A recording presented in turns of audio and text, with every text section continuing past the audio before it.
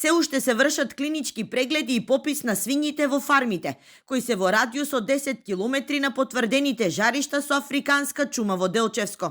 Над 740 свињи се испитуваат, а потоа ќе бидат однесени во кланица. Во првата фаза од акцијата, во радиус од 3 километри се уништени околу 200 свињи.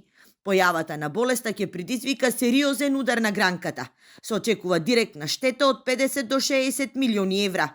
Од групацијата на производители на свинско месо на последната пресконференција прстот го вперија во институциите.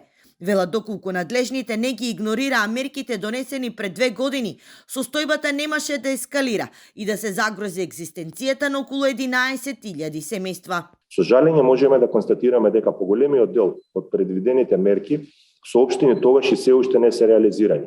Меѓу друго се предвиде тогаш итна депопулација на одгледувалиштата на домашни свињи кои не задоволуваат биосигурносен минимум. Но и уште поитно беше ветена депопулација на дивите свињи со оглед дека тие се резервоар на овој вирус и постојана закана за организираните фарми. За сега нови жаришта на африканска чума во Делчевско не се регистрирани. Агенцијата за храна и ветеринарство се уште ги чека и резултатите од референтната лабораторија за утврдување на потеклото за вирусот. За да се стабилизира ситуацијата, Сдруженијата на фармери побараа зголемување на биосигурноста на фармите и континуирани инспекции на терен.